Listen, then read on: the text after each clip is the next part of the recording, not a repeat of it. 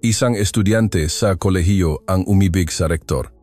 Pagkaraan ngang 10 araw na yanig ang buong paralan sa nakapanlulumong katotohanan.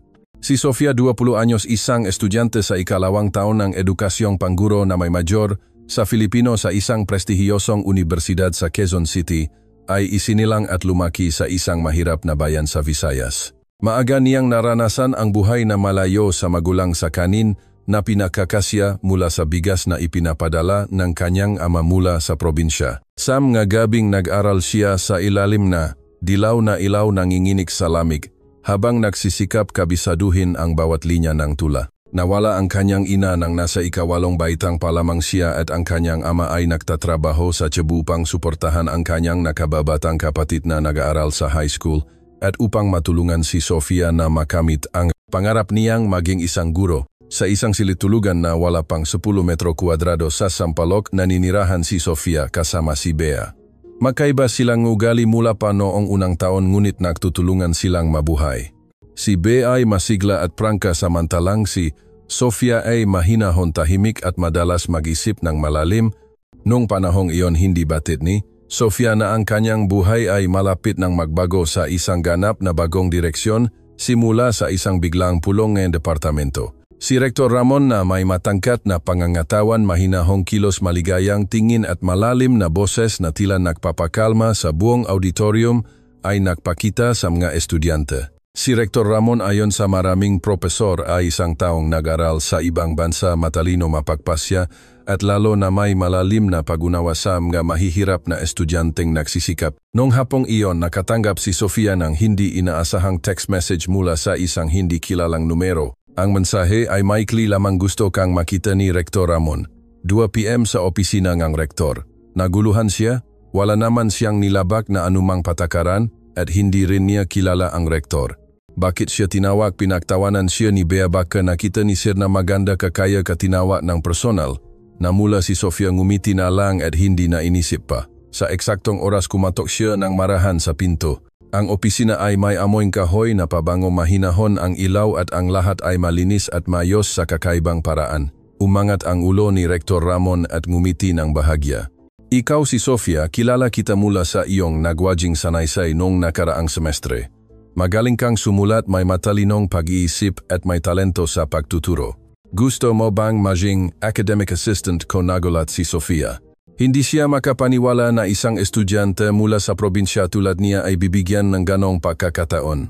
Naniningning ang kanyang mata sa damdaming mahirap ipaliwanag. Mayroon ding kakaibang kislap sa kalmado ngiti nga nasa edad ng lalaki na hindi niya napansin. Nang araw na iyon, may dalang pagbabago sa puso si Sofia. Hindi niya alam na ang sandaling iyon ang simula ng kanyang pagpasok sa pintuan ng liwanag. Isang magandang liwanag, ngunit kayang sunugin ang lahat. Mula nang makilala si Rektor Ramon, tila pumasok si Sofia sa ibang mundo, isang mundo na hindi niya inakalang mararating niya. Bawat umaga may text message ng pagbati. Sa mga tanghaling nakakainip dahil sa init na Quezon City, nakikita niya ang isang malamig na baso na lemon juice na handa na sa maliit na academic office na nasa ikatlong palapag, kung saan inutusan siya ni Rektor Ramon na ayusin ang dokumento, mag-type, NGMGA, minuto, at tumulong sa maliliit na gawain. Sa simula, nahihiya siya. Ang hangganan sa pagitan ng guro at estudyante, sa pagitan ng amo at empleyado, ay nagpapapanatili sa kanya ng distansya. Ngunit ang banayat na tingin at malumanay na boses ng rektor ay unti-unting nagpatunaw sa lahat ng pader. Hindi mo kailangang maging ganyan, Sofia. Nakikita ko lang na may kakayahan ka at gusto kitang tulungan na umunlad. Kung naipit ka, handa akong magpalit ng tao. Ang masalitang iyon ay nagpakirot sa kanyang puso.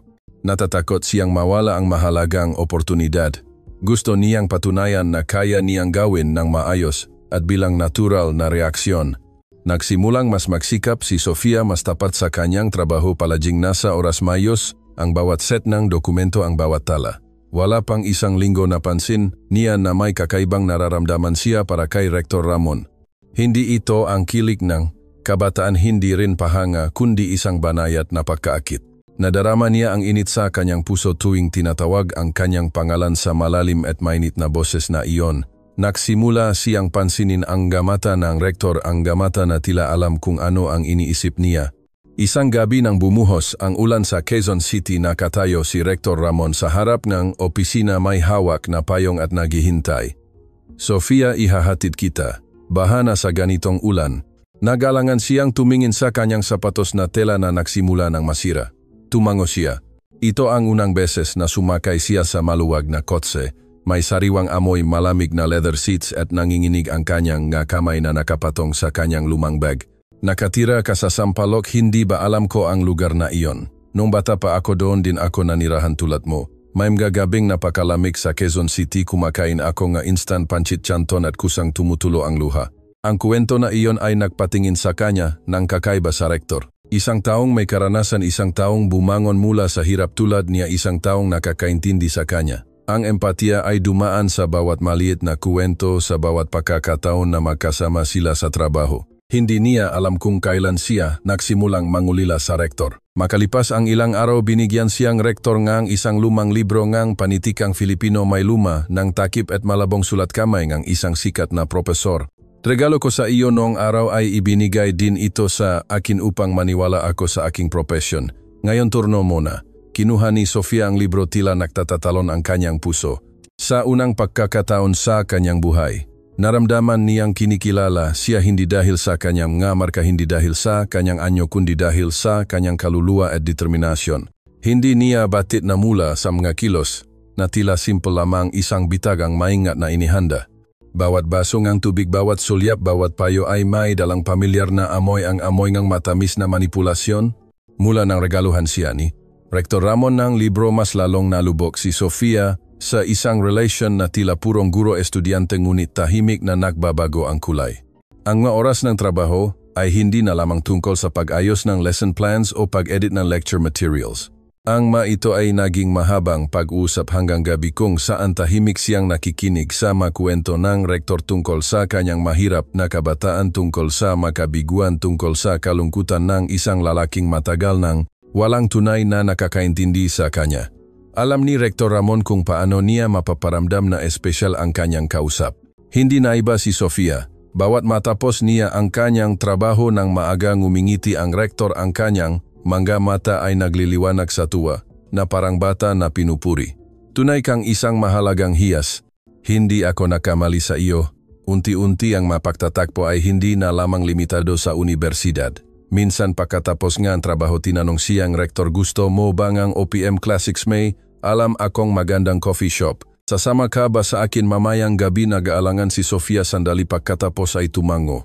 Pinakalma niya ang sarili na kape lamang iyon. Ngunit ng gabing iyon, sa ilalim ng malabong dilaw na ilaw at malungkot na boses ng isang matandang mang-awit, naramdaman ni Sofia na kumikinig ang kanyang puso sa bawat banayat na tingin ni Rector Ramon. Hindi siya humawak, hindi siya nagsalita ng anumang sobra sa limitasyon, ngunit ang kanyang pagiging magino, ang bawat mahabang tingin, ang bawat makahulugang katahimikan ang nagparamdam kay Sofia na iba siya sa ibang ordinaryong estudyante. Nagsimula siyang mag-isip, baka malungkot din ang rektor at siya ang nagpapakalma sa kanya. Mula noon dumalas ang pagpapadala ng mensahe. Sa umaga ay bumabati ng magandang pag-aaral, sa tanghali ay nagtatanong kung kumain na, at sa gabi ay nagpapayo na huwag magpuyat. Naramdaman niya ang pag-aalaga na hindi pa niya nararanasan noon. Napansin ni Bea ang kanyang matalik na kaibigan. Isang beses nang makita niya ang pangalan ni Rector Ramon sa screen ng telepono kasama ang isang icon ng puso. Sumimangot si Bea. Bakit ganyan ang text ni Sir Rector? Siya Sofia.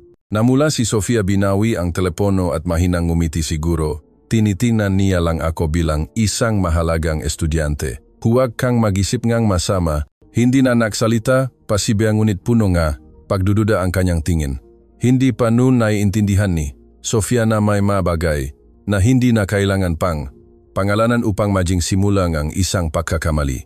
Hindi siya ganap na inosente, ngunit ang pag-aalaga ng rektor ay napakahusay na papanahon, kaya't ang lahat ng lohika sa kanya ay lumambot. Isang gabing umulan habang abala siya sa pag-ayos ng mga dokumento sa academic office, tumunog ang kanyang telepono. Bumaba ka na. Naghihintay ako sa gate. Umulan ng ganyan, hindi ka naman siguro uwi ng mag-isa. Muling lumitaw ang pamilyar na kotse sa ulan. Sa pagkakataong ito, sumakay si Sofia sa kotse nang hindi na nararamdaman ang pagkailang tulad noong una. Ang amoy nga pabango sa kotse, ang malamyos na musika at ang mahinay na salitang rektor ay tila nakpakalma sa kanya sa isang matamis na panaginip. May pagkakataon ba na binago mo ang buhay ko? Isang tanong na binitawan ng magaan tulad ng usok. Hindi siya naglakas loob na sumagot, ngunit ang kanyang puso ay bumagal ng isang tibok. Pagkatapos ng gabing iyon na ulan, tila nagbago ang lahat. Hindi sa labas kundi sa kalooban ni Sofia. Naramdaman niya na tila may dala siyang lihim, sabay na nanginginig sa takot at nag-alangan sa pagkabihani. Dumalas ang text message at pagkikita, ngunit hindi na tulad ng dati.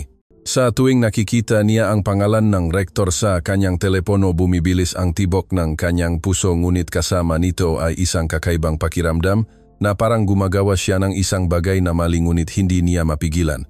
Naintindihan ito ni Rektor Ramon at pinaksamantalahan niya ito ng buong husay. Isang gabi matapos ayusin ang dokumento para sa isang seminar, sinabing rektor, hindi mo na kailangang pumunta sa campus bukas, sumama ka sa akin sa business trip. May academic exchange sa labas ng lungsod, gusto kong sumama ka para matuto.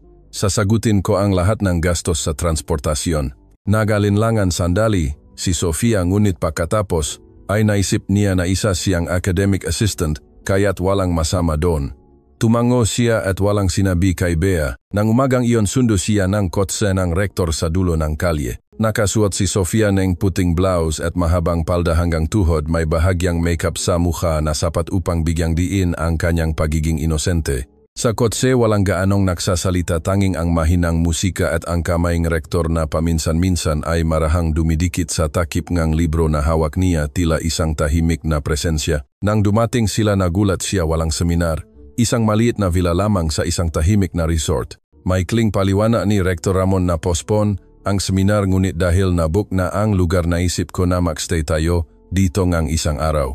Huwag kang mag-alala, isipin mo na lang na isang maikling bakasyon ito. Hindi niya alam kung paano tumanggi. Ang lahat ay nangyari ng napakabilis. Ang double room, ang malaking kama, ang mahabang katahimikan, tila lahat ay pinlano na. Naramdaman niya ang mabilis na tibok ng kanyang puso. Isang bahagi niya ang nagsabing umurong ka, Sofia, ngunit ang tingin ng rektor ay napakabanayad, kaya't hindi niya kayang tumalikod. Nang gabing iyon, ang lahat ng malalabong hangganan ay tuluyang nawala. Walang pilitan, tanging magasalitang malambot tulad ng velvet. Pinapaniwala mo ako sa ating magadamdamin.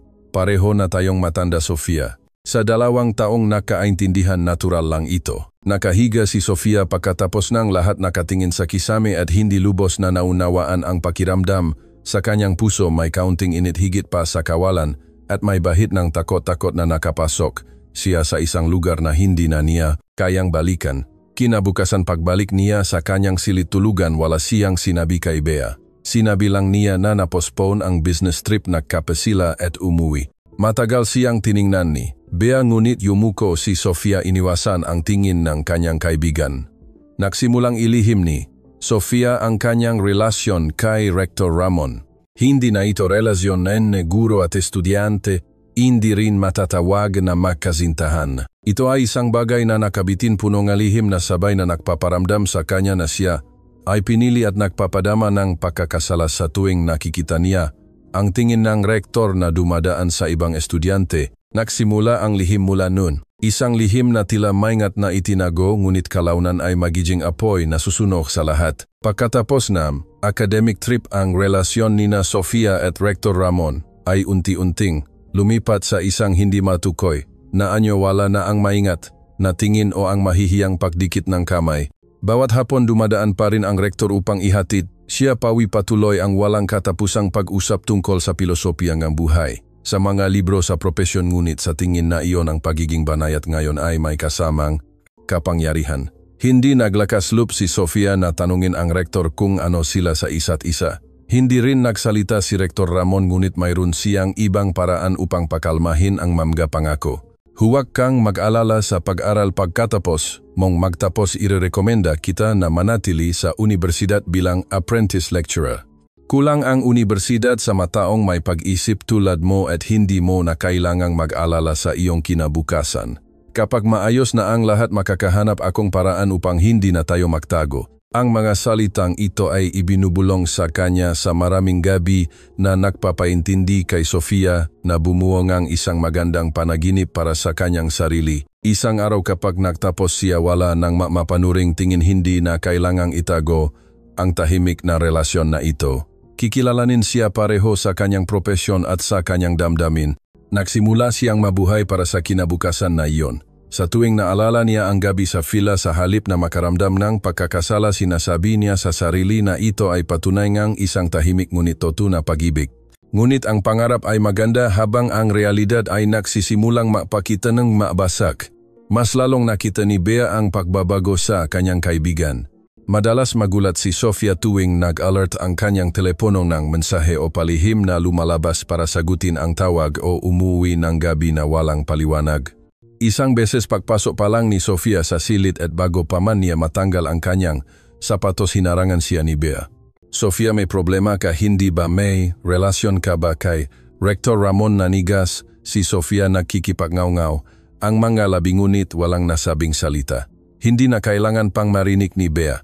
Lumapit siya sa mesa, kinuha ang isang piraso ng papel na may nakasulat na petsa at lugar na mga pagkakataong sundo siya ni Rector Ramon. Nanginginig ang boses ni Bea, ayoko na gumawa kang mali. Rektor siya Sofia, kung may mangyari ikaw ang masasaktan hindi siya. Ngunit hindi nakita ni Sofia na nakakamali siya naramdaman. Niya na mahal siya pinili at pinangakuan.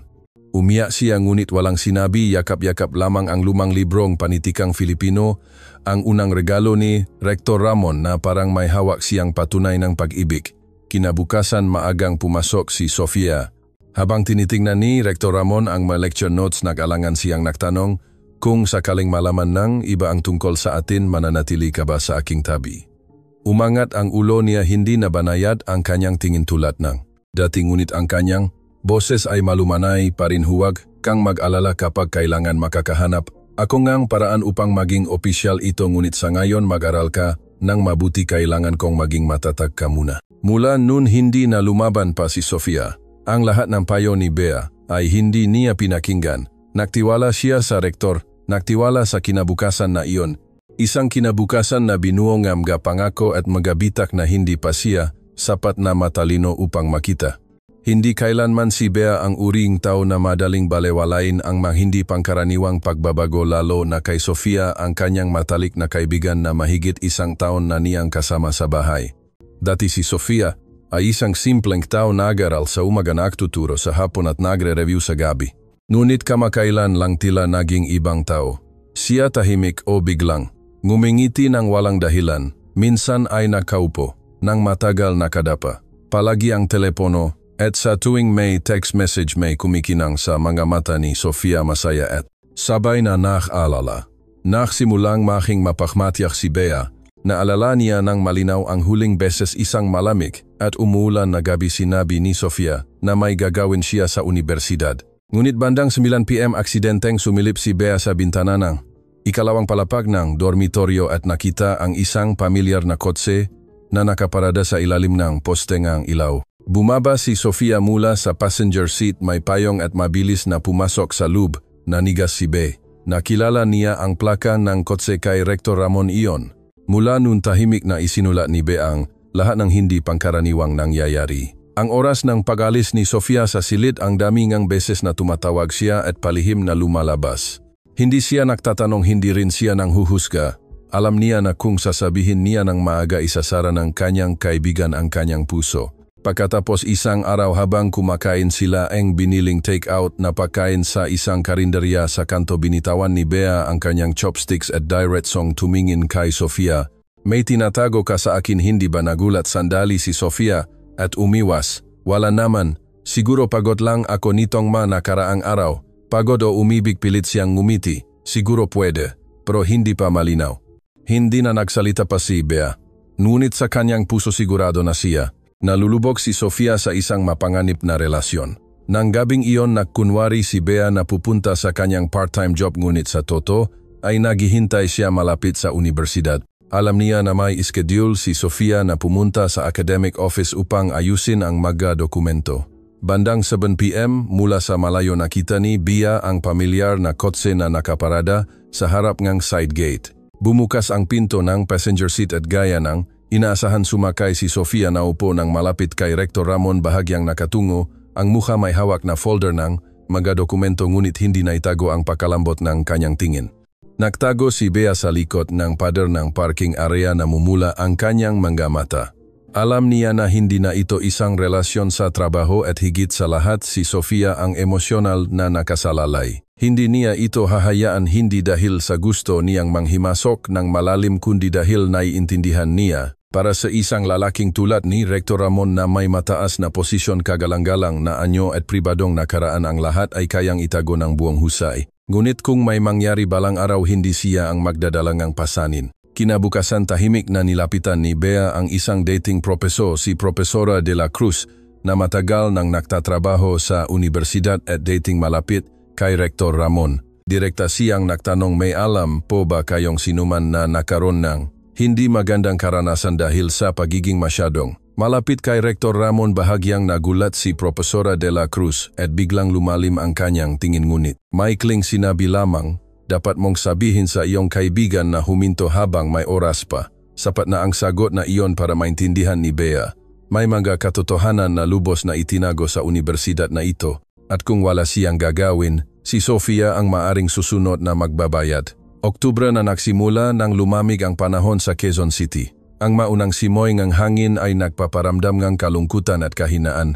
Lalo na sa isang babaeng tulad ni Sofia na 20 taong gulang pa lamang malayo sa pamilya at araw-araw ay humaharap sa sunod-sunod na hindi nakikitang precious scholarship grades internship at ang alalahanin sa pang-araw-araw na panggangailangan. At sa gitna ng lahat ng kawalang katiyakan na ito laging lumilitaw si Rector Ramon bilang isang matatag na suporta. Unti-unti siyang nasanay na makatanggap na text message mula sa kanya tuwing umaga. Nasanay na umupo sa opisina na rektor nang hindi na nararamdaman ang pagkailang nasanay sa mga pagdikit ng kamay na tila aksidente ngunit mas matagal kaysa karaniwan. At nasanay din sa pakiramdam na pinoprotektahan, inaalagaan at pinupuri araw-araw ng isang matandang lalaki.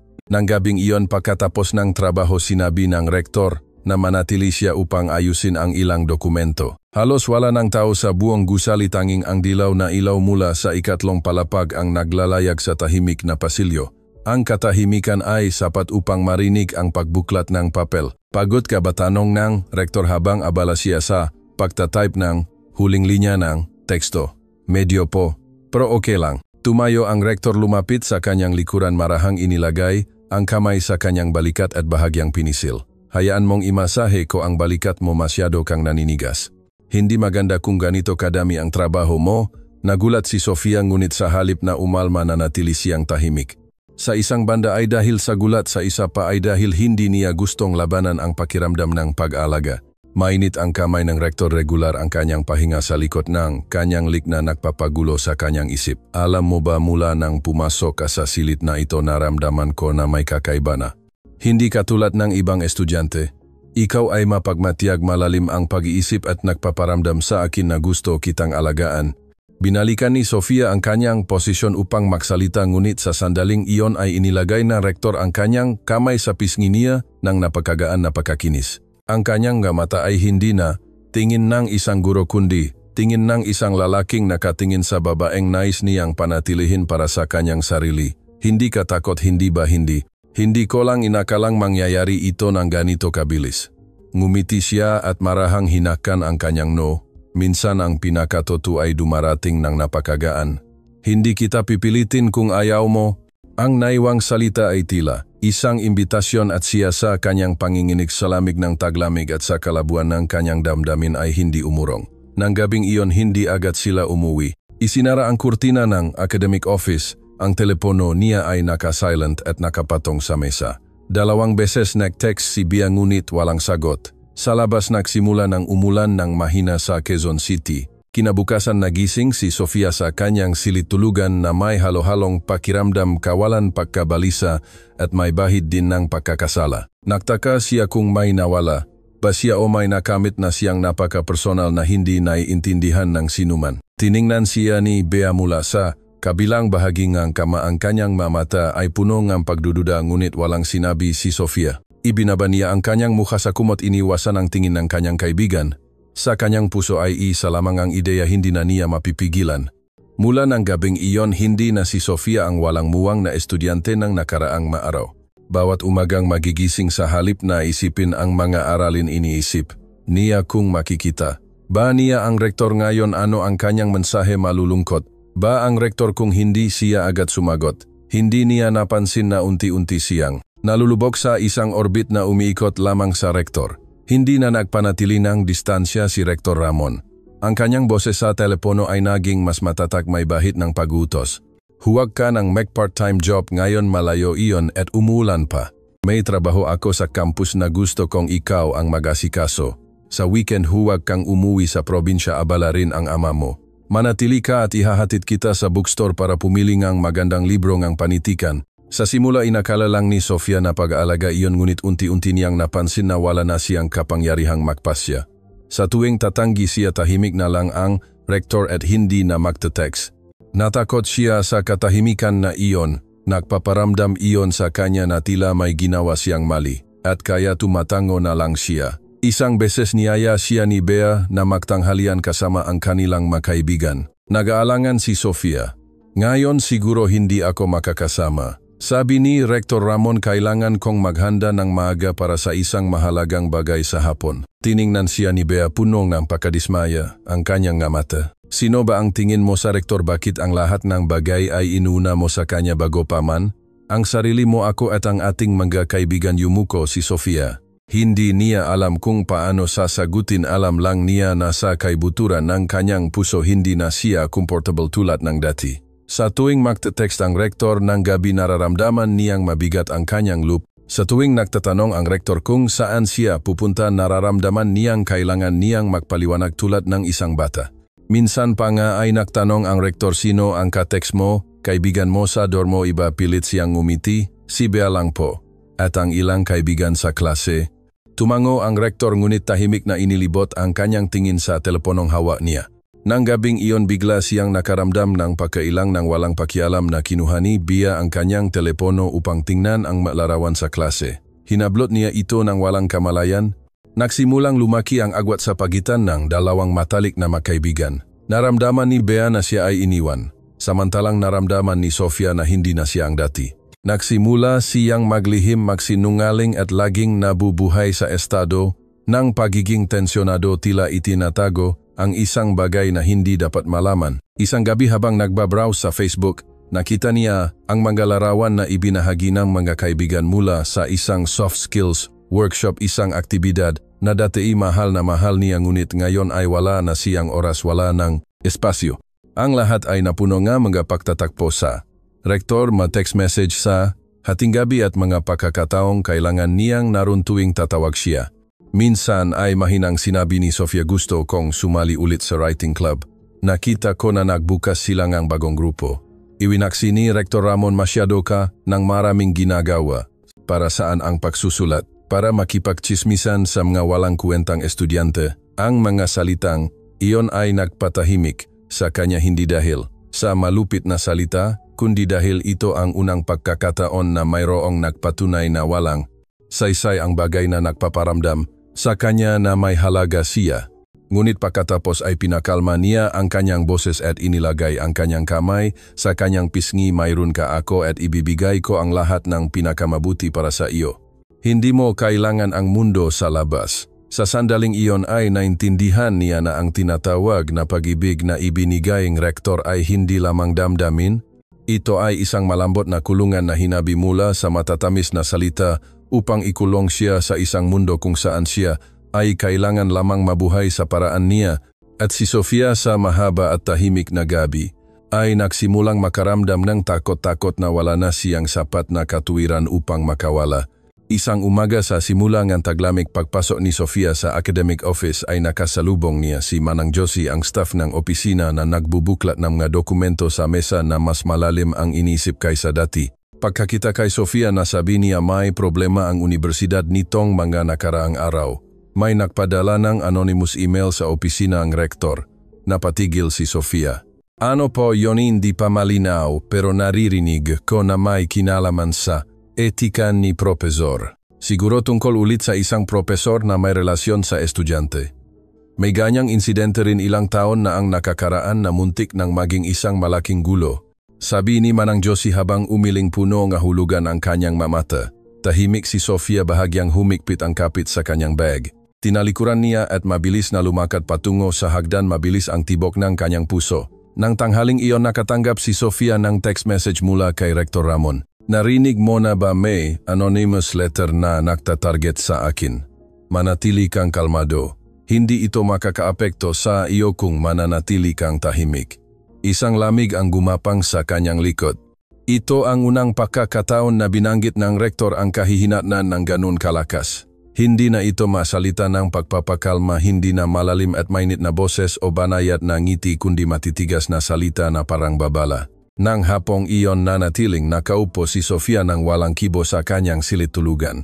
Binuksan niya ang kanyang laptop, nag-login sa kanyang student email at nag-scroll sa mga email ng universidad. Nakita niya ang isang pulang headline, paglabag sa etika na profesor sa Departamento ng Edukasyong Pangguro Major in Filipino, ang pinangalanan ay si Rector Ramon. Hindi siya naglakas loob na i-click ang email, ngunit ang isang headline pa lamang ay sapat na upang maramdaman niyang kumirot ang kanyang puso.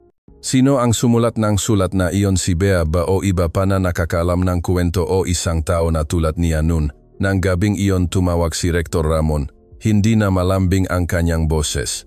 Kailangan mong tandaan na pribado ang sa atin. Walang sinuman ang may karapatang manghimasok, lalo na ang sirain ang aking karera. Naintindihan mo ba, nanigas si Sofia?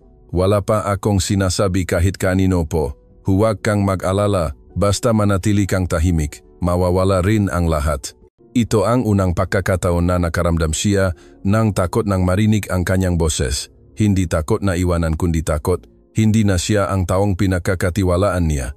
Nang gabing iyon marahang inilagay ni Bea ang isang tasa ng salabat sa mesa ni Sofia, wala siyang sinabi, umupo lang sa kama sa tapat. Pakaraan ng ilang sandali nagsalita si Bea, alam ko ang tungkol sa reklamo, pero hindi ako ang nagpadala. Tumingin si Sofia sa kanyang kaibigan, punong gulat ang kanyang nga mata.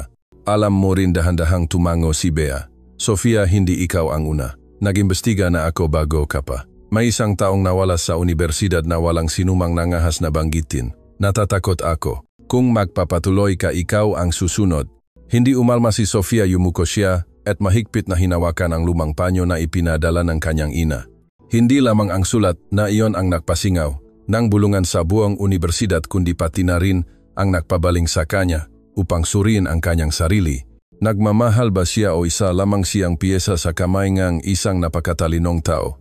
Mula nang ipadala ang anonymous letter, tila bumaba ang espiritu sa universidad. Hindi na gaanong ngumingiti at nag-usap ang mga profesor, habang ang mga estudyante ay nagbubulungan. Ang lahat ng tingin ngayon ay may kasamang malabong tanong, tila ang bawat isa ay naghihinala na ang taong nasa sulat ay maaring nakaupo sa tabi nila. Nabuhay si Sofia sa mga araw na ang bawat hakbang patungo sa auditorium ay naging mabigat.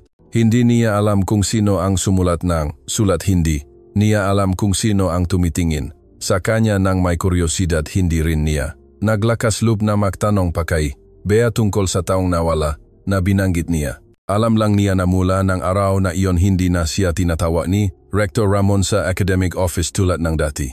Walang paliwanag, walang text message, tanging katahimikan. Isang malamig, mahaba at nakakatakot na katahimikan kaysa anumang banta. Nagsimulang matakot si Sofia kahit sa tunog ng telepono. Patuloy niyang chine-check ang mga mensahe, ngunit nanatiling tahimik ang chatbox niya sa rektor. Sa tuwing may tumatawag sa kanyang pangalan sa klase, nagugulat siya, tila kinakabahan sa takot na kumalat na ang balita. Minsan ay nakasalubong niya si Rector Ramon sa hagdan ng administrative building. Lumampas siya na parang hindi sila makakilala. Walang tingin, walang bati, tanging ang sinadiyang pagdistansya. Napatigil siya, walang laman ang kanyang puso. Nagsimula siyang mapagtanto na ang damdamin na iyon ay walang pangalan. Hindi kasintahan, hindi ordinaryong estudyante, wala. Nang gabing iyon niyaya siya ni Bea na kumain ng pancit sa kanto gaya ng dati. Umiling siya, sinabing pagod siya. Tumango si Bea at hindi na nagtanong pa, ngunit bago umalis iniwan ni Bea ang isang pangungusap, maari kang manahimik. Ngunit ang katotohanan ay hindi. Ang nasalitang iyon ay paulit-ulit sa isip ni Sofia sa buong gabi. Humigas siya sa kama, nakakumot hanggang ulo nakatitik sa kisama. Sa labas umihip ang hangin sa masiwang ng pinto at ang magapata ng Ulan ay tumutulo sa bubong ng yero tulad ng tahimik na katok. Naalala niya ang mapakakataong hinahaplos ng rektor ang kanyang, buhok ang mapakakataong yakap siya nito at tinatawag siyang espesyal. Ngayon ang lahat ay tila natunaw sa malamig na kawalan na parang hindi kailanman nangyari. Kinabukasan habang nakapila para kumuha ng pagkain sa kantina, narinig ni Sofia ang dalawang estudyante. Sa likuran niya na nagbubulungan, narinig mo si Rektor Ramon malapit ng maimbestigahan. Sino kaya ang nangahas na magreklamo, baka dating estudyante? Narinig ko na nun pa may ganun din kaso pero binalewala. Mahigpit na hinawakan ni Sofia ang treyeng pagkain ng lalabo ang kanyang mamata. Naramdaman niya na tila naglalakad siya sa alambre sa likod niya ay ang bangin ng pagdurusa sa harap niya ay isang makapal na ulap ng pagdududa at kahihiyan. Hindi niya alam kung sino pa ang mapagkatiwalaan kung ang pangako ngang isang lalaking tinalikuran na siya kung ang kapaligiran na minsan ay inakala niyang kanlungan o ang sarili niya isang 20 taong gulang na babae na lumabas mula sa kanyang comfort zone upang mahulog sa isang walang hanggang relasyon. Nang gabing iyon, tahimik niyang binuksan ang lumang libro ng panitikang Filipino na ibinigay ngang rektor. Ang salita na isinulat ng rektor ay naroon pa rin kay Sofia, isang dalagang may magandang kaluluwa at matatag na dignidad. Napangiti siya isang tuyong tawa. Ang kanyang dignidad, hindi siya sigurado kung gaano pa ang natitira sa kanya. Si Bea ay hindi ang uri ng tao na tatayo lang sa tabi habang ang kanyang kaibigan ay nasa bingit ng panganib. Ang katahimikan ni Sofia, ang hindi pangkaraniwang pagiging malamig ng rektor at ang mga bulungan sa universidad ay nagpakumbinsi sa kanya ng isang bagay. Hindi ito simple at hindi ito ang unang beses. Isang linggo ng hapon habang inaayos ang malumang libro sa silid tulugan, aksidenteng nakita ni Bea ang isang folder na nakalimutan ni Sofia mula pa noong unang taon. Sa gitna ng dokumento, natuklasan niya ang isang listahan ng mga estudyante na nakakuhang scholarship nung nakarang semestre na may sulat kamay na tala mula kay Rektor Ramon. Sa isang sulok espesyal na pansinin si Isabel Garcia. Filipino 2017. Bahagyang sumimangot si Bea. Hindi pamilyar ang pangalang ito, ngunit ang Filipino 2017 ay 3 taon na mas matanda kaysa kay Sofia. Binuksan niya ang kanyang computer, pumasok sa email system ng Universidad at sinubukan i-type ang Isabel Garcia. Lumabas ang isang lumang email address, Garcia, 17@uni.edu.ph. Ang account ay hindi na aktibo. Nagsimula siyang magsaliksik sa mga lumang artikulo ng Universidad sa internal news page. Hindi mahirap hanapin. Noong 20XX, si Isabel Garcia ay isang estudyante sa 3 taon, nagwagi ng ikalawang gantimpala sa isang city-level writing competition at may tulang na ilathala sa Young Literary Arts Magazine. Ngunit pagkatapos ng semestre na iyon, tuluyang nawala siya. Walang thesis, walang pangalan sa listahan ng mga nagtapos at walang paalam mula sa departamento. Naramdaman ni Bea ang lamig sa kanyang likod. Nang gabing iyon, umuwi siya sa kanyang silid na hintay hanggang makatulog si Sofia. Pagkatapos ay tahimik na binuksan ang kanyang telepono at nag-online sa social media. Sinubukan niyang i-type ang pangalan na Isabel Garcia kasama ang keyword na Filipino 2017. Pagkatapos ngang ilang paghahanap, sa wakas ay natuklasan niya ang isang lumang account na halos hindi na aktibo. Isabel Garcia buhay nang maingat sa abot-agat na lungsod. Ang profile picture ay isang babae na nakatalikod, may mahabang buhok at nakasuot ng kulayabong sweater. Ang pinakahuling status update ay inilagay 2 taon na ang nakakaraan, may mga pangarap na hindi kailanman dapat ipagpalit sa tiwala. Nagpadala si Biang Michaeling mensahe, Ate estudiante po ba kayo NG Filipino 2017, kaibigan po ako NG isang estudiante na mayalos parehong problema sa inyo. Pakisagot po kung makita ninyo, hindi po ako nanghihimasok. Ang mensahe ay ipinadala bandang 1 AM. Hindi inaasahan ni Bea ang sagot, ngunit wala pang 10 minuto lumitaw ang isang berdeng tuldok na kita na. At pagkatapos ay lumabas ang sagot, ang tinutukoy mo ba ay si Rektor Ramon. Nanigas si Bea. Halos hindi na naghintay pa, nagtip siya en mahabang mensahe. Ikinuwento niya ang tungkol kay Sofia, ang pagbabago ng kanyang kaibigan, ang anonymous letter at ang masenyales ng emosyonal na manipulasyon na nakikita niyang nangyayari muli. Michaeling sumagot ang kabilang panik, akala ko ako lang ang tanga, hindi pala. Pagkatapos ay nag-schedule silang tawag sa telepono. Ang boses ng babae sa kabilang linya ay malalim at kalmado, ngunit may halo ng sakit na matagal nang nakabaon. Noong araw tinawag din ako ng rektor upang maging academic assistant. Lahat ay nangyari ng eksakto tulad ng iyong inilarawan. Hanggang sa isang araw ay napagtanto ko na hindi na ako estudyante, hindi rin kasintahan kundi isang pangalan lamang na kailangang burahin upang mapanatili ang kanyang karera. Umatras po ba kayo? Hindi pinilit akong umurong. Sinabihan nila akong mag-leave dahil sa psychological pressure. Tapos bigla na lang nawalan ako ng access sa aking account sa universidad. Nang gusto kong magsalita isang buwan umiyak ang nanay ko. Sabi ngang tatay ko kung gusto kong mabuhay ng tahimik kailangan kong yumuko. Tahimik si Bea, mahigpit ang hawak ng kanyang kamay. Sa huling bahagi ng tawag, isang pangungusap lamang ang sinabi ng babae, kung sapat pa ang katinuan ng iyong kaibigan, hilahin mo siya palabas bago siya maging isa pang anino sa listahan ng mga walang pangalan na biktima. Kinabukasan maagang bumangon si Bea. Nagluto siyang lugaw at inilagay sa mesa ang pag-aral ni Sofia kasama ang isang maliit na tala. May karapatan kang manahimik, ngunit ang katotohanan ay kumakatok. Nabasa ni Sofia ang talatulala. Tiningnan niya ang kanyang matalik na kaibigan na nagkunwari abala sa pahuhugas ng pinggan sa labas at naramdaman niyang nanlalabo ang kanyang mga mata. Isang malabong kutob ang sumibol sa kanya. Siguro hindi siya ang una at baka hindi rin siya ang huli. Si Profesora de la Cruz ay isang propesora ng modernong panitikan. Ang 40+ na babae ay laging nakasuot ng simpleng barot. Saya may malalim at kalmadong boses sa pagtuturo at ang kanyang mata ay tila naglalaman ng maraming hindi pa nasasabi. Mahal na mahal ni Sofia si Profesora de la Cruz, hindi lang dahil sa paraan ng kanyang pagtuturo kundi dahil din sa pagiging kalmado niya na lubang kaiba sa panlabas na kasiglahan ng mga batang propesor. Mula nang kumalat ang anonymous letter, maraming propesor ang tila umiwas na banggitin ito. Tanging si Profesora de la Cruz lamang sa tuwing titingin kay Sofia ay may kumikinang sa kanyang mata na mahirap ipaliwanag. Hindi awa, hindi pahatol, kundi pagunawa. Isang hapon ng weekend, niyaya ni Bea si Sofia sa isang maliit na coffee shop sa likod ng universidad. Hindi sinabi ni Bea ang dahilan, ngunit pagpasok nila at nakita nila si Profesora de la Cruz na naghihintay na napatigil si Sofia at nailang. Magandang hapon po, Profesora. Bahagyang tumango si Profesora de la Cruz. Pinaupo ang dalawang dalaga. Hindi naglakaslup si Sofia na diretsong tumingin sa kanyang mata. May kaunting takot sa kanyang puso. Ang takot ng isang estudyante na naramdaman niyang lumihis siya mula sa pamantayan na itinakda nga nauna sa kanya. Pagkaraan ngang ilang sandali nagsalita si Profesora de la Cruz dahan-dahan at matatag. Alam kong may kinalaman ka sa reklamo. Hindi mo kailangang kumpirmahin. Sinasabi ng iyong mata ang lahat. Yumuko si Sofia, bahagyang nanginginig ang kanyang kamay. Sasagot sana si Bea, ngunit itinaas ni Profesora de la Cruz ang kanyang kamay bilang hudyat na huminto. Alam mo ba kung bakit kita inimbitahan dito? Tumingala si Sofia, basa ang mata.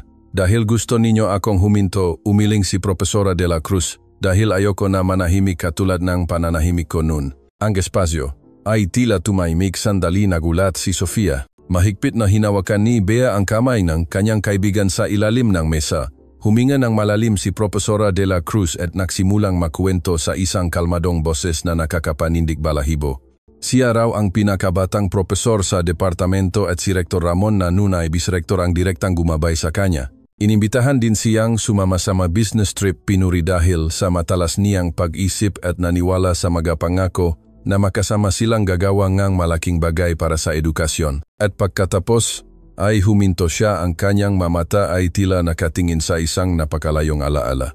Pagkatapos isang araw nang tumanggi akong lumampas sa hangganan, ang lahat ng pangako ay nawala. Ang plano sa pagpapaunlad ay naantala, ang mga aplikasyon para sa doktorado ay hindi inaprubahan. Inilipat ako sa pagtuturo ng auxiliary class at tinanggal mula sa mga seminar, lahat dahil sa isang pangungusap. Ayokong ganon.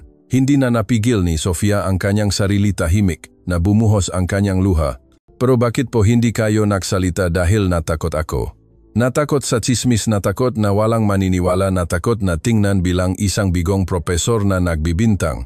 Pinili kong manahimik tulad ng maraming iba pa na nanahimik. Ibinaba ni Profesora de la Cruz ang tasang sa mesa, ang kanyang mata ay nakatingin ng diretso kay Sofia. Pero bata ka pa, may karapatan kang pumili. Gusto ko lang itanong, maglakas-loob ka bang tumayo o mananatili ka ring tahimik tulad ng lahat ng ibang nasaktan? Hindi makasagot si Sofia. May bagyo sa kanyang puso, sabay na naramdaman niya ang kanyang pagiging hangal at pagiging kaawa-awa, ngunit Higit sa lahat ay ang galit na bumubulusok hindi kay Rektor Ramon, kundi sa sarili niya na pinayagan ang lahat na magpatuloy. Nang matagal, inilagay ni Bea ang kanyang kamay sa balikat ng kanyang kaibigan marahang pinisil isang walang salitang kilos ngunit tila isang huling suporta. Bago tumayo at umalis mahinang sinabi ni Profesora de la Cruz halos isang habilin, "Hindi kita pababayaan. Kung magpasya kang magsalita ako ang unang pipirma ng kumpirmasyon." 3 araw pagkatapos ng pakikita nila ni Profesora de la Cruz, inimbitahan ni Bea si Sofia sa pamilya na coffee shop, ang lugar na dating tahimik na sulok nilang dalawa mula pa noong unang taon. Ngunit ngayon hindi lang silang dalawa ang nasa mesa. May isang babaeng nakaupo na doon, payat ang mukha, may maitim na bilog sa ilalim ng mata dahil sa kakulangan sa tulog, ngunit nagniningning ang kanyang mamata sa determinasyon.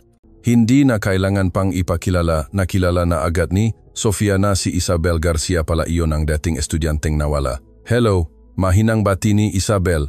"Hindi ko inakalang babalik ako sa lugar na ito, lalo na para sa isang kuwento na hindi ko pa rin nangahas na pangalanan sa loob ng 3 taon. Tahimik si Sofia, lumamig ang kanyang kamay dahil sa kaba. Nagsimulang makuwento si Isabel. Ang kanyang kuwento ay parang isang nakatakot na kopya ng pinagdaanan at pinagdadaanan ni Sofia. Isa ring matalinong estudyante. Pinagbigyan din ng espesyal na atensyon ni Rektor Ramon na piling maging academic assistant, may mga text, message, business trips, pangako na manatili bilang faculty member at magkasama silang susulat ng kurikulum. At tulad din ni Sofia, may isang gabing kapalaran ng lumabo ang mahangganan, walang pilitan ngunit puno ng manipulasyon, at pagkatapos ng gabing iyon ay nagbago ang lahat. Sa simula ay inakala ko rin na pag-ibig iyon, ngumiti si Isabel ng mapain, ngunit ang pag-ibig ay walang katahimikan kapag lumitaw ang problema, walang pagtalikod kapag kailangan ng isang tao ng proteksyon. Nang magsimula akong humingi ng label ng pakilala na nahimik si Rektor Ramon at pagkatapos ay tahimik na inirekomenda na mag-leave ako ngang semestre dahil sa problema sa pag-iisip. Kinandado ang account ko sa universidad, hindi na ma-access ang student account at nawala ako. Mahigpit na hinawakan ni Bea ang kamay ni Sofia nang makita niyang tahimik na bumuhos ang luha ang kanyang kaibigan. Noon wala akong hawak, walang ebidensya, walang sinumang kumampi. Sa akin hindi rin naglakas loob magtanong ang kaibigan ko. Takot ang lahat at mas takot ako kaysa sa kanila. Pero ngayon ay iba na, sabi ni Bea. Nag-imbestiga na ako. Handa nang magpatuto si Profesora de la Cruz at ngayon kasama ka pa namin. Kinuha ni Isabel mula sa kanyang bag ang isang maliit na kulay pila na USB. Ito ang buong recording ng aming huling pag-usap ni Rektor Ramon. Naroon ang lahat ng pangako, pagtalikod at maging ang masalitang lumalabag sa batas. Kung maglakas loob kayong magpatuloy, sasama ako. Itinungala ni Sofia ang kanyang ulo at tiningnan ang dalawang babae sa harap niya. Isang dumanas ng pagbagsa, isang sapat na matapang upang magsalita, at siya na nasa sangang daan pa rin patuloy na manahimik o lumabas sa dilim. Mahigpit niyang hinawakan ang USB sa kanyang kamay. Nanginginig ang kanyang boses ngunit puno ng determinasyon. "Ayokong maging pangatlo na patuloy na lulubog. Kung hindi ako magsasalita, ilang pa ang susunod sa akin," tumango si Bea. Ngumiti si Isabel sa unang pagkakataon sa kanilang pagtatakpo. Sa sandaling iyon naramdaman ni Sofia na hindi na siya nag-iisa. Ang manasaktan noon ay nagiging isang suporta at ang katotohanan na dating isang pasanin. Ngayon ay ito ang sandata. Hindi pa nagsisimula ang laban ngunit sumisilip na ang unang liwanag. Bumalik si Sofia sa kanyang silid-tulugan ng gabi na tahimik ang kalye, tanging ang ilang dilaw na ilaw ang nagbibigay liwanag sa daan na may kaunting tubig. Hindi niya binati si Bea at hindi rin nagabala na magpalit ng damit. Umupo siya sa kama, binuksan ang laptop at isinaksak ang silver USB sa port. Bahagyang umugong ang computer at lumitaw ang isang audio file na halos 10 minuto ang haba. Pinindot niya ang play button, bahagyang nanginginig ang kanyang kamay. Ang boses ni Isabel ay umalingaw, malalim at mahina. "Kailangan kong ipaliwanag mo kung ano tayo sa isa at isa." At pagkatapos ay ang mabagal at kalmadong boses ni Rektor Ramon, hindi galit ngunit malamig na parang bakal. "Huwag kang mag-ilusyon. Pinahahalagahan lang kita tulad ng pinahahalagahan ko ang maraming estudyante. Akala mo ba ang ilang gabi ng pagiging malapit ay sapat upang baguhin ang lahat?" Nanigas si Sofia. Bagamat alam na niya, bagamat binalaan na siya ni Bea at ni Isabel nang marinig niya mismo mula sa bibig ng rektor, naramdaman pa rin niyang naduro ang kanyang puso. Ang masalita na dating matamis na honi ngayon ay naging talim na kutsilyo. Ang mabanayat na kilos ngayon ay isang acting lamang at hindi siya ang nag-isa, lalo na't hindi siya espesyal kundi isa lamang pangalan sa listahan ng mapinagsamantalahan. Inalis niya ang USB, pinatay ang computer ngunit hindi siya makatulog. Sa buong gabing iyon nakahiga siya sa kamadilat ang mamata at nakatitik sa kisame. Ang maalaala ay nagsipagdatingan tulad ng mabubuyok na lumabas sa bahay pukyutan. Ang unang araw na natanggap niya ang libro, ang unang pagkakataon na sumakay siya sa kotse ng rektor sa ulan ang marahang, yakap sa kanyang lig, ang gabi sa fila ang pangako ng rektor na magiging opisyal sila. Ang lahat ngayon ay isang walang laman na balat. Umiyak si Sofia, walang tunog, tahimik na bumuhos ang bawat patak sa unan. Ito ang unang pagkakataon na umiyak siya, hindi dahil sa pag-ibig, hindi dahil sa panghihinayang, kundi dahil sa kahihiyan. Kahihiyan sa sarili niya na napaka-inosente upang maniwala sa mga bagay na akala niya ay pag-ibig. Bumangon siya, tumingin sa paligid ng silid, ang silid tulugan na pinagsamahan nila ngang 2 taon, maliit ngunit mainit. Sa mesa ay ang papel na isinulat ni Bea ilang araw na ang nakakaraan, maari kang manahimik, ngunit ang katotohanan ay kumakatok.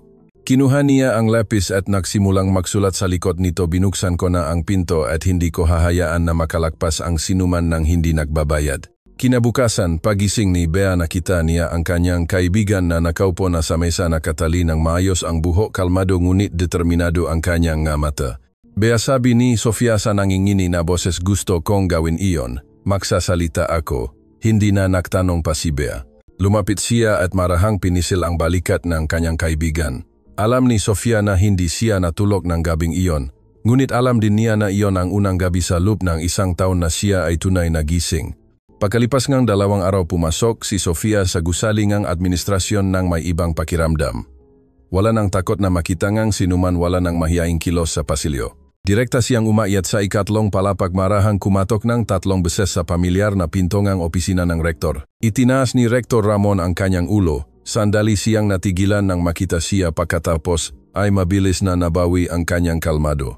Sofia, may kailangan ka ba? Malakas ang kanyang boses, hindi mataas ngunit matatag. Tumango siya at marahang isinara ang pinto. Tahimik ang silid tulad ng dati, may mahinang ilaw, pamilyar na amoy ng pabango at ang sofa na dating pinagupuan nilang magkatabi. Ngunit ngayon hindi na kumikinig si Sofia. Umupo siya sa tapat ng rektor, hindi umiwas sa tingin. Nakita ko po si Isabel Garcia. Bahagyang nagbago ang kulay ng mukha ni Rektor Ramon. Alam ko na po ang lahat. Naka-record ang lahat ng sinabi ninyo sa kanya, bawat salita. Sofia, sumimangot siya, pinakinggan mo ang sinabi niya. Huwag kang magpauto sa mga taong hindi nakakaintindi. Hindi ako nagpauto. Mas matalino ako ngayon kaysa kailanman.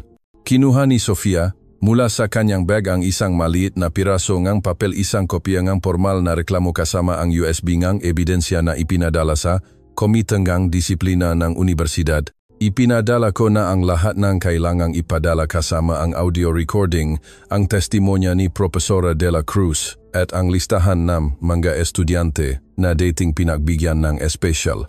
Hindi ko ito ginawa para magiganti, ginawa ko ito para tapusin ang isang manipulasyon na masyadong matagal nang nagpapatuloy. Hindi na napigil ni Rektor Ramon ang kanyang sarili, bumaba ang kanyang boses. Alam mo ba na sinisira mo ang karera ng isang tao? Marami akong naitulong sa iyo, hindi mo iyon may kakaila.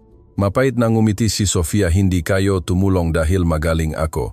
Pinili ninyo ako dahil mahina ako. Nakamali ka, Sofia. Tumayo siya, humakbang palapit. Hindi mo naunawaan ang lahat. Hindi ikaw ang unang nakakaintindi sa akin at hindi ka rin ang huli. Dahil ayokong makaroon ng pangatlo, pangapat, kaya ako narito ngayon. Tumayo siya, nakatitigan ng hindi umaatras. Mula ngayon wala ka ng kapangyarihan sa akin. Hindi ikaw ang liwanag ng buhay ko, hindi ikaw ang nag-isa, wala ka. Ako ay isang estudyante, isang tao at isang taong bumabawi sa kanyang sariling respeto. Hindi na niya hinintay ang sagot ng rektor, tinalikuran siya, binuksan ang pinto at lumabas mula sa silid na iyon ang lugar na dating kumukulong sa kanya sa pamamagitan ng matatamis na salita ng mga pekeng banayad na tingin. Mabilis siyang naglakad sa pasilyo, gumaan ang kanyang loop ng kakaiba. Sa ibaba naghihintay si Bea. Pagkakita sa kanyang ngumiti si Bea, wala silang sinabi, nakatitigan lang ang kanilang mamata ay punong pagunawa, pagmamalaki at kaunting kapayapaan pagkatapos ng bagyo. Alam ni Sofia na maraming hirap pa ang naghihintay, maaring tingnan siya ng may pagdududa, maaring husgahan ng taong hindi lubos, na nakakaintindi ngunit hindi na siya natatakot dahil sa unang pagkakataon matapos ang mahabang panahon. Na nalubog sa kasinungalingan, nakatayo siya ng tuwid, nakatingin ng diretso sa taong minsan ay nakpatumba sa kanya. Isang linggo pagkatapos ng paghaharap nila ni Rector Ramon, tila may kakaibang tensyon sa universidad. Nagsimulang kumalat ang mga sismis. May nagsasabing malapit ng lumipat ng trabaho si Rector Ramon, may nagsasabi naman na nag-leave siya dahil sa kalusugan. Ngunit isang maliit na grupo lamang ang nakakaalam kung ano talaga ang nangyayari sa likod ng mga eksena. Si Sofia Bea, Profesora de la Cruz at Isabel Garcia, 4 na tao na tila walang koneksyon ngayon ay isang team. Ang maliit na meeting room sa likod ng lumang silid aklatan ay naging pansamantalang command center. Sa mesa ay ang naayos ng dokumento, ang reklamo, ang audio recording, ang listahan ng mga estudyanteng naging personal assistant ni Rector Ramon, ang kopya ng mga email exchange sa pagitan niya at ng mga babaeng estudyante na naitago ni Isabel bago siya umalis sa universidad. Ang komiteng disiplina ay nagtakda ng internal meeting sa loob ng 10 araw. Sabi ni Profesora de la Cruz, seryoso ang kanyang matabago iyon, may 3 bagay tayong kailangang gawin. Itinaas niya ang 3 daliri. Una, siguraduhin ang pagiging totoo ng mga ebidensya. Pangalawa, mangalap ng karagdagang testimonya mula sa hindi bababa sa 2 estudyanteng dating pinili. Pangatlo, ihanda ang pampublikong pahayag kung hihilingin ng universidad. Si Bea ang inatasan na makipag-ugnayan sa isang dating estudyante, si Cheska Lopez, na dating nababalita na may espesyal na relasyon sa rektor ngunit tahimik na lumipat ng universidad. Si Isabel naman ang nakipag-ugnayan sa isang abogado na kanyang kilala, humingi ng tulong sa mga legal na usapin kung sakaling may counterclaim o pagbabanta sa dignidad. Ang mabagay na dating nagpatakot sa kanya ay ngayon ay naging inspirasyon. Si Sofia ang inatasan na isulat ang buong pangyayari sa isang detalyadong pahayag mula sa emosyon, kalagayan hanggang sa tiyak na oras ngang bawat pangyayari. Bawat salita na kanyang tinatype ay tila naglalabas ngang laman ng kanyang kalooban, ngunit habang nagsusulat siya mas lalo siyang gumagaan na parang unti-unti niyang tinatanggal ang mabuhol na minsan ay sumikip sa kanyang puso. Pagkaraan ng 3 araw, muling nakita ang grupo ni Cheska sa isang tahimik na coffee shop malapit sa lawa. Pagkita sa kanya, mas payat si Cheska kaysa sa kanyang lumang larawan. Malungkot ang kanyang mukha ngunit maliwanag pa rin ang kanyang mata. Sa simula ay hindi ako naniwala na may maglakas loob na tumayo, ngunit nang makita ko ang text ni Bea, naintindihan ko na hindi ako maaring manahimik magpakailanman. Kung makakatulong ako, magsasalita ako.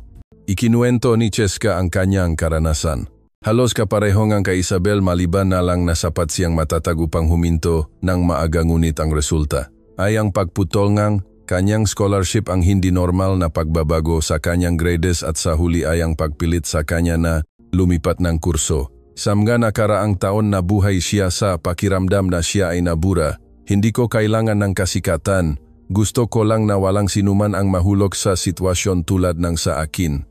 Nang pirmahan ni Cheska ang kanyang testimonya, hindi napigilan ni Sofia ang kanyang luha. Isa pang tao, isa pang biktima ang piniling tumayo at iyan ang pinakakinatatakutan ng magumagawa ng masama. Ang mga biktima ay hindi na mananahimik. Nang gabing iyon, muling nakpulong ang grupo sa huling pagkakataon. Mga dokumento, ebidensya, pahayag, testimonya, lahat ay handa na. Bahagyang ngumiti si Profesora de la Cruz, bagamat may bahid pa rin ng pag-alala sa kanyang mata. Maaring masaktan ang matao, ngunit ang katotohanan ay hindi. Laging naghihintay ito sa araw na may labas. Mahigpit na hinawakan ni Sofia ang folder sa kanyang dibdib. Hindi niya alam kung ano ang mangyayari sa pulong sa loob ng 10 araw, ngunit may isang bagay siyang alam. Nang sigurado hindi na siya natatakot dahil sa pagkakataong ito, ay hindi siya nag-isa sa kanyang laban. Lunes alas 8 ng umaga. Ang meeting room sa ika-4 na palapag ng administrative building ay punong-punong ng tensyon. Sa labas, abala pa rin ang estudyante sa paglalakad, hindi alam na sa loob ay may closed-door meeting na maaring magpayanik sa buong universidad. Sa loob naroon na ang 7 miyembro ng komite ng disiplina. Bukod pa rito, may 2 kinatawan mula sa Student Council, si Profesora de la Cruz, isang matagal ng profesor, at si Sofia ang nagsampang ang reklamo. Nakaupo sa dulo nga mesa si Rektor Ramon tahimik at maayos, wala na ang kanyang dating tiwala sa sarili kundi isang ekspresyon na mahirap basahin, halos malamig, halos nagtatanggol. Nagsalita ang chairman ng komite. Sisisimulan natin ang pulong ngayon sa nilalaman ng reklamo laban sa paglabag sa etika ng propesor ng ating Rektor Ramon. Ang nagreklamo, si estudyante Sofia, ay inanyayahang magbigay ng pahayag. Tumayo si Sofia, makakrus ang kanyang makamay ngunit hindi umatras ang kanyang tingin. Dahan-dahan at malinaw ang kanyang boses. Ako po si Sofia, estudyante sa ikalawang taon ng Edukasyong Pangguro Major in Filipino. Narito ako upang ilahad ang mga pangyayari kaunay na emosyonal na manipulasyon at pag-abuso sa posisyon ni Rektor Ramon sa akin. At sa pagkakaalam ko maging sa maraming iba pang babaeng estudyante sa nakaraan. Nagsimula siyang makwento hindi lumaktong detalye mula sa unang pagtatakpo. Ang nakakagulat na text message, ang hindi pangkaraniwang pagpabor, ang pribadong business trip, ang gabi sa fila, hanggang sa ganap na pagbabagong kanyang salobin. Nang ipahaya niya ang kanyang kagustuhang linawin ang kanilang relasyon, iniharap niya ang audio recording sa pagitan ng rektor at ni Isabel Garcia, kasama ang testimonya ni Cheska Lopez at ang kumpirmasyon ni Profesora de la Cruz. Hindi ako nagnanais magiganti, hindi ako nagagalit. Gusto ko lang na matapos ito at wala ng estudyante ang kailangang ipagpalit ang tiwala sa sakit. Tumahimik ang silid. Isang miyembro ng komite ang nagsalita ng seryoso. Rektor Ramon, may nais ba kayong sabihin? Itinaas ni Rektor Ramon ang kanyang ulo, kalmado pa rin ang kanyang boses. Sinisiraan ko ang lahat ng paratang na sinabi ni Sofia. Naniniwala ako na emosyonal ang kanyang sinabi. Tinulungan ko siya dahil nakita ko ang kanyang natatanging kakayahan.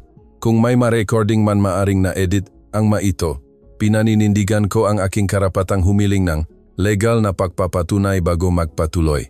Nag-isip ng malalim ang chairman ng komite at tumingin sa independent legal counsel na inimbitahan. Tumango ang abogado. Ang audio file ay aming sinuri ng pauna at walang indikasyon ng pagbabago. Bahagyang namutla ang mukha ni Rektor Ramon. Isang dating profesor sa komite ang nagsalita, malalim at malungkot. Ang kanyang boses, Rektor Ramon, lubos akong nagtiwala sa iyo ngunit ang mga ebidensya dito ay hindi maaring gawa-gawa lamang. Kailangan nating pansamantalang suspindihin ang iyong trabaho habang nagpapatuloy ang formal na investigasyon. Isang desisyon ang nilagdaan, isang pulang selyo ang inilagay, matatag tulad ng isang hatol. Nakita ni Sofia ang kamay ni Rektor Ramon na humigpit at pagkatapos ay lumuwa na parang isang tao na napatanto na ang lahat ay lampas na sa kanyang kontrol. Hindi na siya nakipagtalo. Walang humingi ng tawad, tumayo lang tahimik na inayos ang kanyang mga dokumento at umalis sa silid. Nang magsara ang pinto, walang sinumang nagsalita ngunit sa mga mata na lahat magingnam, madating tahimik, mayroong pagbabago. Hindi na sila tumalikod. Naghihintay si Bea kay Sofia sa labas ng gusali. Pagkakita sa kanyang pagbaba, walang sinabi si Bea, niyakap lamang ang kanyang kaibigan.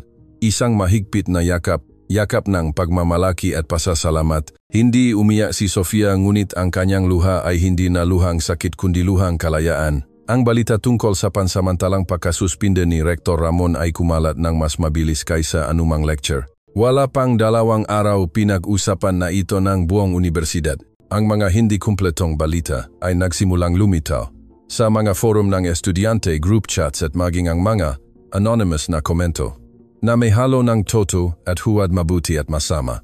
Hindi kaya toto ngayon, mukha naman siyang mabait. Ang batang iyon sigurado nagpapapansin lang. Umaakyat pa sa rektor, baka gusto lang sumikat. So ang lahat pala nam na piling maging assistant noon ay may kung anong bahit din. Binasa ni Sofia ang bawat linya. Ang bawat salita ay parang kutsilyo. Hindi dahil toto ang maito kundi dahil sa kawalang ingat at kawalang puso nga maito. Sa klase malinaw niyang naramdaman ang kakaibang tingin. Mayroong tahimik nang hindi pangkaraniwan, mayroong nakbubulungan. Bagamat walang sinumang nangahas na direktang magsalita, ang kapaligiran sa paligid niya ay parang salamin na may hamog, malabo at malayo. Umupo si Bea sa tabi niya sa buong oras, hindi inalis ang kamay sa telepono ngunit sa halip na mainis na natili siyang kalmado. Hayaan mo sila, ginawa mo ang tama. Sino ang matalino may intindihan iyon. At sinumang nabubuhay sa paghatol ay siguro hindi pa nasasaktan kailanman. Ngunit kahit gaano kalakas si Sofia, ay isang 20 taong gulang na babae lamang. Nang gabing iyon pag-uwi sa kanyang silid-tulugan yumuko siya sa isang sulok iniwasan maging ang ilaw. Binura niya ang lahat ng social media apps sa kanyang telepono. Hindi dahil sa takot kundi dahil gusto niyang panatilihin ang kapayapaan para sa kanyang sarili. Sa labas patuloy pa rin ang bagyo ngunit sa loob niya ang kanyang pananampalataya ay pinatibay. Kinabukasan isang hindi inaasahang pangyayari ang naganap. Bumalik si Isabel Garcia sa universidad. Pumasok siya sa pulong ng Student Council kung saan ang ilang miyembro ay nagpakita na ng pag-aalinlangan. Ngunit hindi nag-atubili si Isabel. Tumayo siya sa gitna ng silid itinuro ang listahan ng mga reklamo na hawak niya. Ito ang mga taong nakakaalam ng lahat ng nangyari ngunit hindi nagsalita. Hindi ko kailangan na magsalita kayo para ipagtanggol ako o si Sofia. Kailangan ko lang na huwag kayong manahimik kung sa susunod ay may isa pang masaktan. Ang masalitang iyon ay nai-record ng isang estudyante at in-upload sa internet na may caption. Ang manasalup ng sitwasyon ay hindi kailangan ng papuri. Kailangan nila tayong maging matalino. Pagkaraan lang ng isang gabi nagsimulang magbago ang daloy ngang opinyon. Maraming mensahe ang suporta ang natanggap ni Sofia. May mga estudyanteng dating pinaboran na ngayon ay naglakas loob na magsalita. Maging ang ilang profesor na dating napilitan ay nagpadala rin ng anonymous letters sa komite ng disiplina. Ang katotohanan kapag sapat na ang laki at dami ay hindi na isang nag-isang boses. At si Sofia mula sa pagiging tingnan bilang isang problemang bata ay nagsimulang tingnan ng iba. Isang taong naglakas loob na tumayo ngunit naiintindihan niya na mahaba pa ang daan sa harap. Ang reputasyon ng isang rektor ay hindi madaling gibain kung walang formal na konklusyon. At naroon pa rin ang mga tahimik na sumasalungat ang mga lihim na makapangyarihan sa likod ng mga eksena. Umupo si Sofia sa academic office nakatingin sa campus na punong-puno energy sikat energy araw. Sa ilalim nga puno nagtatawanan ang ilang estudyante. Inosente sila tulad ng kanyang dating sarili bago siya pumasok sa bagyo ng kanyang buhay. Marahan niyang hinawakan ang kanyang kamay ayos lang. Lilipas din ang bagyo basta't hindi ko hahayaan na matunaw ang aking puso. 2 linggo pagkatapos ng suspension ni Rektor Ramon kumalat ang isang hindi inaasahang balita. Hindi pa siya formal na pinarusahan. Napakalahat ng dahilan na inilathala hindi sapat na batayan upang tapusin ang paglabag sa etika ng profesor kailangan pa ang karagdagang oras ng investigasyon.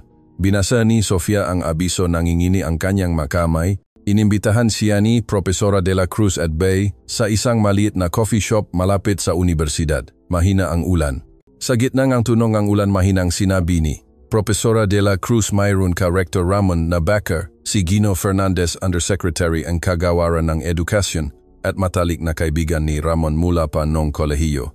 Nakasama sila sa maraming proyekto, sa pananaliksik seminar at maraming kontrata sa sponsorship ang dumaan sa kanilang kamay. Nagulat si Sofia. Akala niya ay nalinaw na ang katotohanan at kailangan lang maghintay ng katarungan ngunit lumalabas na ang pagkakamali ay hindi nag-isa at ang tama ay napakahina kung walang suporta.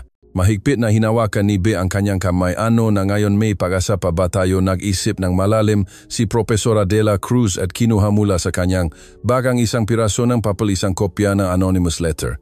Sulat kamay na nag-akusa sa isang network na paboritismo, pagtanggap na sponsorship kapalit na pagbalewala sa mga hindi etikal na gawain sa universidad.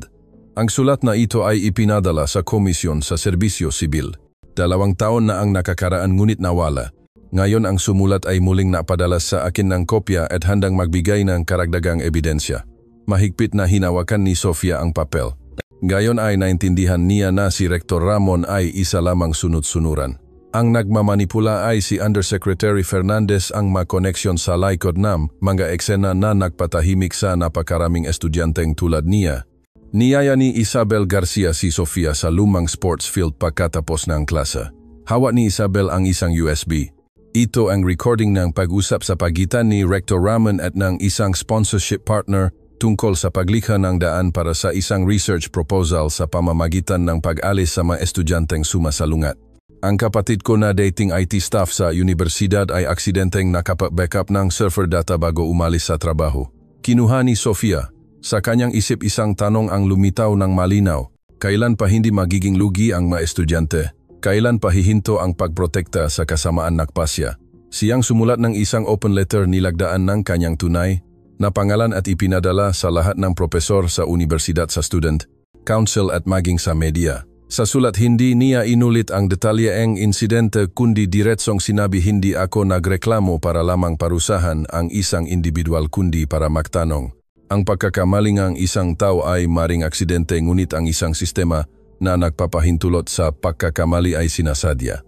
Mabilis na kumalat ang sulat at maraming batang propesor ang nagsimulang magpakita ng suporta. Isang malaking pahayagan ang nagpublish nito na may headline ang boses mula sa isang dalagang naglakasloop na tumingin sa dilim. Pagkaraan ng ilang araw isang independent fact-finding team ang ipinadala sa universidad. Nagsimulang magbago ang kapaligiran. Ang madating tahimik ay naging maingat. Ang madating nanunuya kay Sofia ay yumuko at umiiwas. Hindi nakaramdam ngang pagmamataas si Sofia, gumaan lang ang kanyang loob. Dahil ngayon hindi na siya lumalaban para sa personal na sakit kundi para sa daan-daang estudyante pagkatapos niya upang makapag-aral sila sa isang tunay na universidad. Ang fact-finding team mula sa Kagawaran ng Edukasyon ay nanatili sa universidad sa loob ng isang linggo patuloy na nakikipag-ugnayan sa maraming profesor, estudyante at alumni. Hindi sila maingay ngunit ang kanilang presensya ay nagpatahimik sa buong administrasyon. 3 beses inimbitahan si Sofia. Dinala niya ang lahat ng ebidensya. Ang audio recording mula kay Isabel Garcia ang kopya ang complaint letter na hawak ni Profesora de la Cruz, ang nga testimonya mula sa ibang estudyanteng dating pinakbigyan ng espesyal na atensyon ni Rector Ramon at maging ang open letter na. Nagpaganap ng gulo isang linggo na ang nakaraan, pagsapit ng Bayerns isang anunsyo ang idinikit sa labas ng Student Affairs Office. Si Rector Ramon ang rektor ngang universidad ay tinanggal sa posisyon at pinatalsik dahil sa seryosong paglabag sa etika ng propesyon pag-abuso sa kapangyarihan emosyonal na manipulasyon ng mga estudyante at pagpeke ng mga dokumento para sa ilang research topics. Si Gino Fernandez, Undersecretary ng Kagawaran ng Edukasyon, ay pansamantalang sinuspinde sa trabaho naghihintay ng investigasyon upang linawin ang kanyang pagkakasangkot sa pagtatago ng mga paglabag at pakikinabang sa pinansyal mula sa mga proyekto ng sponsorship. Walang sinumang nagsalita ngunit ng hapong iyon ang lahat ng estudyante sa Filipino Department ay nagbulungan ng isang pangungusap hindi natutulog ang hustisya kailangan lang nitong dumaan sa paikot na daan. Umupo si Sofia sa hagdanan ng aklatan. Dinalhan siya ni Bea ng malamig na milk tea. Hindi sila agad nag-usap, tiningnan lang ang mga estudyanteng naglalakat na parang bumalik sa normal ang lahat. Ngunit alam nilang dalawa na ang universidad na ito ay hindi na tulad ng dati. Nang gabing iyon nakatanggap siya ng anonymous email, isang linya lamang, paumanhin kung nakduda ako sa iyo. Salamat sa pagsasalita para sa mga walang lakas ng loob. Walang pangalan, walang pirma ngunit alam ni Sofia na mas mabuti ang huling pahingi ng tawad kaysa wala. Nang gabing iyon muli niyang binuksan ang kanyang telepono, ininstall ang mabinura niyang apps. Puno pa rin ng kaguluhan ang social media ngunit sa pagkakataong ito ay hindi na siya umiwas dahil hindi na siya ang dating estudyanteng malabo at takot sa sismis. Siya ang taong dumaan sa pampublikong opinyon at nakaligtas. Kinabukasan isang hindi inaasahang pulong ng buong universidad ang isinagawa upang formal na ipahayag ang resulta ng investigasyon. Ang pansamantalang vice-rector ang pumalit sa pamamahala ng ako na susuriin ang lahat ng proseso ng pamamahala ng tauhan, susuriin ang nilalaman ng pagtuturo at magtatatag ng channel para sa anonymous na pagtanggap ng mga reklamo mula sa mga estudyante. Si Profesora de la Cruz bilang isa sa mga nagreklamo ay inanyayahang magbigay ng maikling pahayag. Hindi siya nagsalita ng mahaba, tiningnan lang ang mga estudyante at sinabing ang edukasyon ay isang lugar upang magtanim ng karunungan. Ngunit kung walang ligtas na kapaligiran ang karunungan, ay lanta bago pa man ito makasibol. Salamat sa inyo sa pagtulong sa amin na panatilihin ang lupaing iyon. Nakpalakpakan ang buong auditorium. Nakatayo si Sofia sa gitna ng mga upuan tahimik. Wala nang sinumang tumitingin sa kanya bilang ang babaeng nagdulot ng gulo. Tiningnan nila siya ng may paganga at pasasalamat. Si Rector Ramon naman iniulat ng media na nagsumite siya ng resignation sa lahat ng kanyang natitirang posisyon, umalis sa lungsod at hindi sumagot sa anumang tanong. Nalaman ni Isabel Garcia na patuloy niyang itinanggi ang kanyang pagkakamali ngunit wala ng sinumang gustong makinig. Ang makapangyarihang tao kapag nawalan ng suporta ay nagiging ordinaryong tao lamang na may nakaraan na ayaw ng banggitin. Si Undersecretary Fernandez naman pagkatapos ng investigasyon ay pinarusahan tinanggal sa posisyon at pinilit na magretiro ng maaga. Ang insidente ay naging isang case study para sa mga kurso sa etikal na pamamahala sa sektor na edukasyon. Maraming universidad ang nagsimulang suriin ang kanilang mga patakaran sa pagtatalaga pagkontrol sa kapangyarihan at paglabak sa mga estudyante. Nagbago ang sistema bagamat dahan-dahan ngunit nagbago. Nang huling gabi bago siya magsimula sa kanyang internship, umupo si Sofia sa kanyang mesa. Nasa mesa ang isang sanaysay na may pamagat na ang tamang propesor sa ika-21 siglo. Isinulat niya ang isang propesor ay hindi ang taong hindi kailanman nagkakamali. Ang tamang propesor ay ang taong marunong makinig, marunong magtama ng pagkakamali at marunong gumamit ng kapangyarihan upang itaas hindi upang apihin. Sinilip ni Bea ang kanyang isinulat at ngumiti. Familiar ang tunok, parang may kakilala ako. Ngumiti si Sofia, hindi na kailangang magsalita. Dahil ang lahat ay naiwan na sa likod. Hindi niya kailangang manalo laban sa sinuman, kailangan lang niyang manalo sa takot sa kanyang sarili. Kinabukasan umalis siya sa kanyang silid-tulugan dala ang isang maliit na backpack handa na para sa kanyang internship sa isang high school sa lungsod. Habang naglalakat nakita niya ang signage ng kanyang universidad na kumikinang sa ilalim ng sikat ng araw. Ang lugar na iyon ay dating gusto niyang takasan, na iyon ay ipinagmamalaki niyang tawaging simula. Madalas nating iniisip na ang mamasasamang bagay ay haharapin ng isang hindi nakikitang kamay ng hustisya. Ngunit minsan ang tunay na hustisya ay nagsisimula sa isang tao na naglakas loob na tumayo. Ang kwento ni Sofia ay hindi kwento ng isang likas na malakas na estudyante kundi ang paglalakbay ng isang ordinaryong tao na puno ng takot sakit ngunit pinili pa ring hindi manahimik. Sa loob ngang 60 araw na paghaharap sa pampublikong opinyon sa kapangyarihan sa kasinungalingan na nagtatago, sa ilalim ng reputasyon at akademya si Sofia ay dumaan mula sa dilim ng pagdududa patungo sa liwanag ng katotohanan. Hindi lamang niya iniligtas ang kanyang sarili kundi ginising din ang buong universidad, isang komunidad at maging ang isang henerasyon. Ang mataong dati nag-iisip na hindi ito kinalaman sa akin. Ang mabuting tao ay hindi kailangang maging perpekto. Kailangan lang nilang panatilihin ang kanilang konsensya. Ang lahat sa paligid ay tahimik. Ang mga masasamang tao ay magtatamo ng kanilang karma sa lalong madaling panahon. Dahil ang halaga ng manipulasyon at kasinungalingan ay hindi maaring itago ng matagal. Ang mabubuting tao ay maaring magdusa sa simula, ngunit sa huli sila ang gumagawa ng pagbabago.